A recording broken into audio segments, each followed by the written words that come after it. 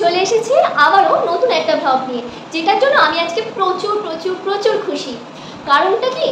কারণটা হলো আজকে আমি আমার চুলে হাইলাইট করতে যাব। বার্থডে তো আমার আগস্টে, এখনও প্রায় 2.5 মাস দেরি আছে, আর পুজো তো এখন দেরি আছে। তো বার্থডে পুজো এইসব পারপাস নয়। কেন বলো তো? অ্যাকচুয়াল কারণটা হলো এইচএস পরীক্ষা দিয়েছি, রেজাল্ট বেরিয়েছে, এবার তো কলেজে ওঠার পালা। তো আমি কলেজে ছেলে পটাতে যাব, কলেজে ছেলে পটাতে যাব। क्या बोला तूने? যাতে আমাকে দেখে ওরা ফিদা হয়ে যায়। আচ্ছা, তো তোমরা বলবে, পুরো ভিডিওটা দেখো, দেখে বলবে তোমরা যে আমি যে হাইলাইটটা করলাম সেটা দেখে কি ছেলেরা পড়বে নাকি। রোদ্দুরের মধ্যে বেরিয়ে পড়লাম। আর হ্যাঁ, আমার চোখে পাওয়ার আছে, আমার চ্যানেলে খুব কমই ভিডিওতে চশমা পড়তে দেখা যাবে আমাকে। তো চলো ওখানে গিয়ে কথা হচ্ছে। চলে তো এসেছি, এবার একটু ওখানটা ঘুরে দেখাই। আর চিন্তার কোনো কারণ নেই, কারণ আমি ভিডিওর মাঝে মাঝে টুকটাক ডিটেলস দিতেই থাকবো।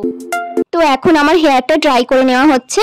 যেখানে আমি হাইলাইট করতে এসেছি এই জায়গাটা হলো শ্রীরামপুরের ধুবিঘাট যাওয়ার রাস্তায়, ট্রেন্ডসের ঠিক বিপরীতেই। আর্টিস্টিক প্রফেশনাল ব্যানারটা খেয়াল করলেই খুব সহজে তোমরা চলে আসতে পারবে। এবার তো বসে বসে 1 কাপ গরম গরম কফি খেয়ে নিলাম। ব্যাক সাইডটা হাইলাইট করা চলছে, তো ওটা কমপ্লিট করে ফ্রন্ট সাইডটা ধরা হবে।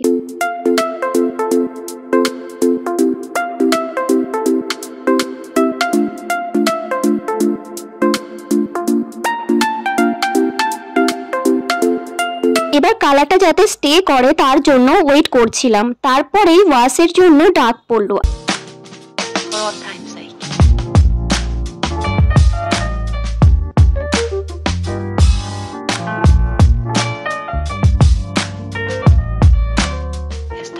এর পরের প্রসেসটার জন্য কিছু একটা হেয়ারে অ্যাপ্লাই করা হচ্ছিল, কি সেটা আমি জানি না। আবার ওয়াশ করা হচ্ছে। এবার শ্যাম্পু, কন্ডিশনার এইসব দিয়ে ওয়াশটা করানো হচ্ছে। প্রথম ওয়াশটা অনলি ওয়াটার দিয়ে করিয়েছিল। তো জানা কথা, এই ওয়াশটার পর চুলগুলো শুকাতে হবে। এই মুহূর্তে এসে আমার বুকের হার্টবিটটা বেড়ে গেল, কারণ ফ্রন্ট হেয়ারে হেভি হাইলাইট হয়ে গিয়েছিল। আর আমি মনে মনে ভেবে ফেলেছিলাম হয়তো এটা সলিউশনের আর কোনো উপায় নেই, কিন্তু ধারণাটা ভুল প্রমাণ করে দিল। ওরা আমার ফ্রন্ট হেয়ারটা নিয়ে নিউট্রাল নাকি একটা করে দিল। তারপর দেখলাম হেভি ব্যাপারটা একটু কমেছে। যাই হোক, এবার একটু শান্তির নিঃশ্বাস ফেললাম। তো আমার ফাইনাল লুক কমপ্লিট। দেখো, হাইলাইট, কালার এসবে অনেকটা বেশি টাইম লাগে। তো আজ অনেকটাই রাত হয়ে গিয়েছিল এসব করতে করতে, তাই বাড়ি চলে এসেছিলাম। না হলে সেদিনকে আমার হেয়ার কার্লটাও করে দিত ওরা। তাই কিছুদিন পর টাইম করে আবার ওখানে আমার হেয়ারটা কার্ল করাতে গেছিলাম।